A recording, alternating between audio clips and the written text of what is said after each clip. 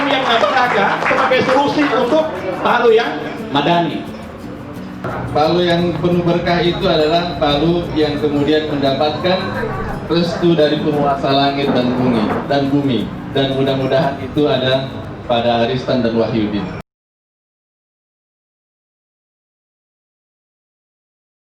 Bismillahirrahmanirrahim. La yasrifu su'a ilallah. Bismillahirrahmanirrahim. Maka min ni'matin fa min Allah. Bismillahirrahmanirrahim. Wa la hawla wa la quwwata illa billahil aliyyil azim. Rakyat ini, kita ini, bagian dari rakyat ini tidak bisa lagi mengharapkan kemanisan hati. Ini oligarki elitis kan gitu. Menyerahkan nasib kita ini kepada kekuasaan sekelompok elit untuk merubah nasib kita. Kita harus berada dalam pertarungan yang lebih keras untuk merebut bahwa kita punya hak untuk hidup sejahtera dari negeri ini. Itu diskusi pertama. Kemudian berlanjut dalam banyak putaran diskusi. Oke, apa? Mau kembali ke jalan. Demonstrasi hari ini murah sekali harganya. Orang boleh demonstrasi berpuluh-puluh ribu kemudian tidak menghasilkan apa-apa. Belum lagi demonstrasi bayaran kan begitu. Banyak sekali. Oke, itu jalan demokrasi yang juga harus didorong kan. Tetapi sekarang ada situasi politik yang sedang terbuka kan. Semua orang berkesempatan sama untuk bertarung, berebut kekuasaan untuk menyatakan bahwa kekuasaan itu tidak bisa dikuasai dalam frame oligarki. Demokrasi harus tumbuh di mana rakyat mengontrol kekuasaan untuk kehidupan, menjamin hak-haknya dijamin oleh negara ini. Nah, kemudian kita mengambil ruang itu. Politik elektoral adalah mekanisme demokrasi yang harus diisi oleh kita semua. Saya bukan siapa-siapa di sini. Kemudian pekerjaan asli saya penggembala kambing. Sambil urus partai, saya penggembala kambing. Kalau pernah lihat banyak kambing di pinggir sungai, itu kambing saya. Saya gembalakan sendiri. Pak Bayu tidak tahu kalau ada Pak Bayu di sini. Di belakang Pak Uti nuansa di Nusa Pos itu tempat saya duduk menggembala kambing saya kan begitu. Dalam tradisi politik yang elitis, oligarkis ini tentunya bukan sesuatu yang diharapkan kan begitu. Dalam frame berpikir kita, kalau mau jadi wali kota, mau jadi gubernur, mau jadi presiden, dia harus dalam taraf politik yang seperti bagaimana dicekoki dalam kesadaran kita selama ini. Dia harus populer, harus punya modal, harus punya modal sosial yang luas. Saya siapa? Tetapi teman-teman bilang bahwa ini kesempatan bagi kita, ini ruang yang terbuka yang harus dihidup apapun hasilnya. Ini adalah ikhtiar untuk mendorong ke tengah, di mana rakyat menjadi penguasa, di mana rakyat menjadi bagian penting, memiliki arti penting dalam kekuasaan bernegara ini. Tidak boleh lagi berkutat dalam elitisme itu. Itulah kira-kira pungkasan cerita ikhtiar yang dimulai, diniatkan dan dimulai dan sampai dengan hari ini. Kenapa dengan PKS? Saya kira dinamikanya juga karena ada dinamika politik yang luar biasa juga di kita. Secara personal saya dengan Ustadz Wahyudin ini kenalnya pertama kebetulan. Saya juga tidak sangka tiba-tiba sekali bisa berpasangan. Dalam suatu kesempatan tahlilan di Kawatuna, saya diundang oleh sahabat saya, Atta Tamimi. Saya pergi tahlilan. Kami duduk berdua satu pagi dan tidak ada cerita politik. Saya juga tidak kenal beliau kalau beliau ketua PKS. Dia juga tidak kenal saya kalau saya ketua Nasdem waktu itu. Kami cerita seperti biasa orang tahlilan berdoa kan. Tetapi Qulillahumma malikal mulki ilmu man tasya wa tu'til mulka mimman tasya wa tu'izzu man tasya wa tuzillu man tasya bi yadikal khair innaka ala kulli syai'in qadir. Tidak ada yang menduga kalau Allah memaui sesuatu, menghendaki sesuatu kan gitu terjadi. Dan itu yang terjadi hari ini. Mempertemukan saya dengan Ustadz Wahyudin untuk melanjutkan apa yang telah diniatkan, yang telah diikhtiarkan sejak setahun yang lalu. Itu yang terjadi hari ini. Palu pasca bencana alam, kemudian ada bencana COVID terakhir kan. Saya setahun keliling Palu ini, dari kelurahan ke kelurahan, dari lorong ke lorong. Banyak warga kota yang hidup dalam keadaan seperti itu. Belum lagi di utara yang hidup dalam ketidakpastian. Maipia Maria Hunta, maipia kami mau makan, maipia anak kami mau sekolah anak, birimbaton anak dua di rumah sakit. Itu cerita kota ini. Oleh karena kesimpulannya adalah bahwa tidak bisa tidak dalam situasi kehidupan masyarakat Palu yang disembunyikan di belakang pusat pembangunan itu, maka elitisme itu harus diselesaikan. Oleh karena kita bilang kita ingin ada Palu baru Nabaraka sebagai solusi Palu yang ada. Kira-kira begitu itu kesimpulan kita mengatakan kita butuh Palu baru yang Nabaraka sebagai solusi untuk Palu yang madani. Palu baru, Palu yang bersih, Palu yang lebih peduli. Apa Palu baru itu? Palu baru itu adalah Palu dengan kegayaan ekonomi yang luar biasa. Palu baru itu dengan kegayaan seni budaya yang luar biasa, karena kita punya potensinya itu. Palu baru ini Palu yang harus tangguh terhadap bencana, karena kita sudah belajar dari itu. Kemudian Palu bersih. Kita mau Palu baru yang bersih. Ini hasil perjalanan setahun keliling-keliling juga.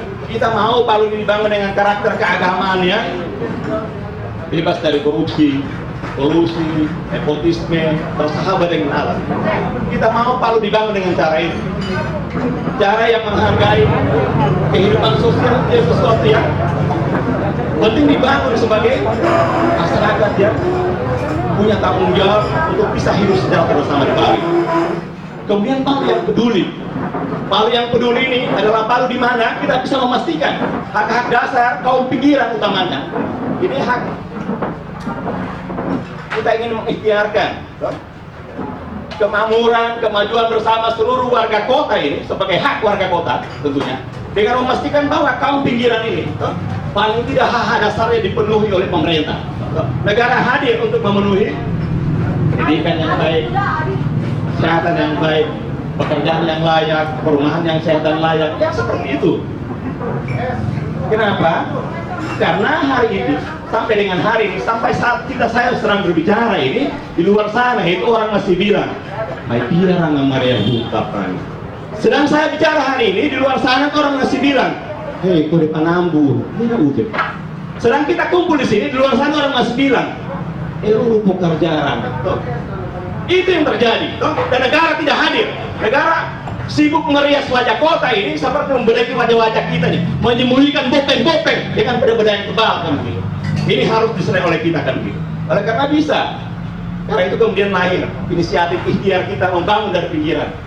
Pinggiran tidak dimanai dalam arti administratif dan geografis. Pinggiran dimanai dalam pemahaman sosiologis kan begitu. Bahwa faktanya di kota ini dihuni oleh lebih dari setengah penduduk kota ini sebagai kaum pinggiran yang dalam kehidupannya negara tidak pernah hadir memikirkan bagaimana mereka bisa memenuhi kehidupan hidupnya sehari-hari kan begitu.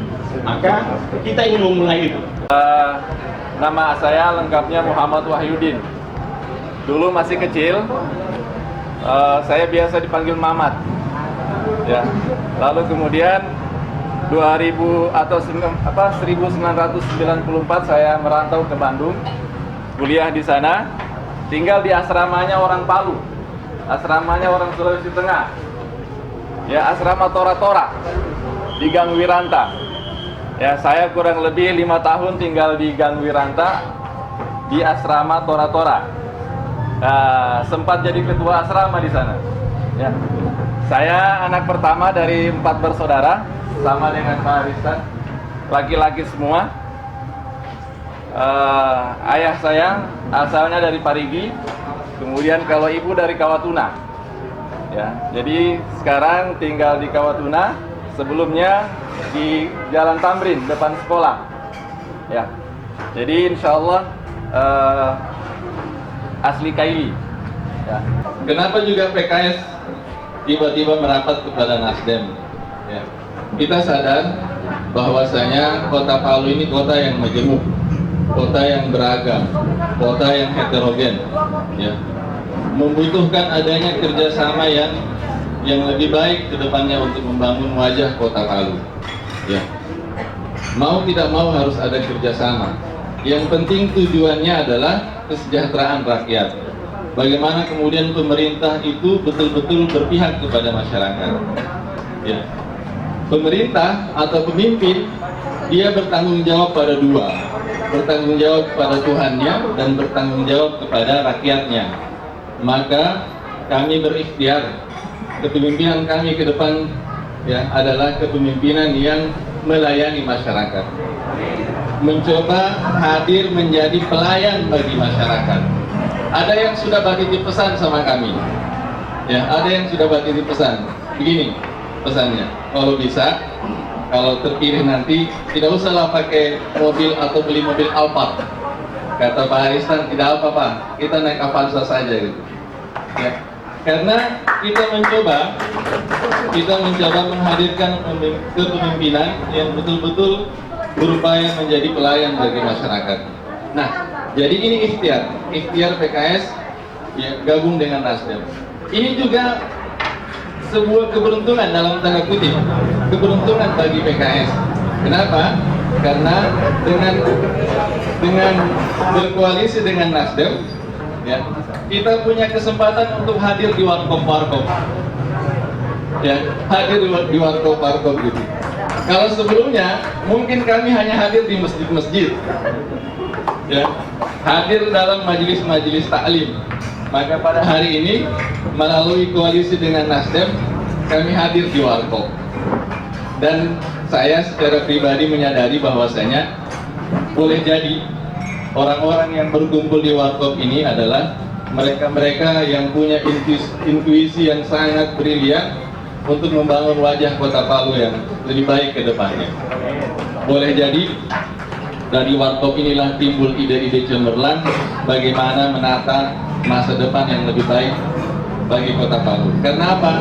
Karena orang-orang yang berkumpul di warkop ini adalah, saya yakin, ya, sebagian besarnya adalah orang-orang yang mencoba merefresh, mencari suasana segar atas kepenatan kerja-kerja mereka di luar sana. Yang mana kerja-kerja mereka ini adalah berpikir bagaimana kota ini lebih baik ke depannya. Nah, ketika kemudian berkumpul di warkop, bukan hal-hal yang tidak mungkin, yang dipikirkan adalah hal-hal yang lebih baik, ya. Tidak menutup kemungkinan. Nah, oleh karenanya kehadiran kita di sini, kehadiran kami di sini adalah saling melengkapi. Makanya kita mencoba membangun satu nama koalisi gitu. Koalisi Palu Baru Nabaraka. Jadi Palu yang baru seperti yang diuraikan tadi secara singkat oleh Pak Aristan. Kemudian Nabaraka yang dalam bahasa Kaili memiliki arti yang penuh berkah. Nah, mudah-mudahan Palu Baru ini Palu yang penuh berkah. Ya. Palu yang penuh berkah itu adalah Palu yang kemudian mendapatkan restu dari penguasa langit dan bumi. Dan mudah-mudahan itu ada pada Aristan dan Wahyudin. Kami di sini secara pribadi saya menempatkan diri sebagai pendengar yang baik, ya, pendengar yang baik. Karena di antara ciri orang yang cerdas itu adalah mendengarkan banyak perkataan, ya, mendengarkan banyak perkataan, membuka ruang untuk diskusi, lalu kemudian berani untuk mengambil kebijakan yang terbaik dari perkataan-perkataan itu. Terima kasih. Assalamualaikum warahmatullahi wabarakatuh.